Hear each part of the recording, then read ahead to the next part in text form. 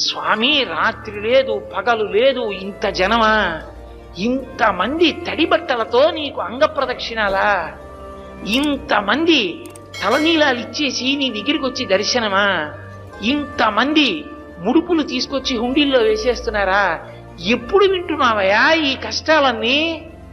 కళ్ళందుకే ఇలా నామాలు పెట్టేసుకుని నిద్రాముద్రాం నిఖిల జగతి రక్షణే జాగరూకం అని దక్షిణాయనంలో పడుకున్నవాడు ఆంతరంగంలోకి చూసినట్టు వచ్చే వాళ్ళ మనస్సులు చూస్తాడు.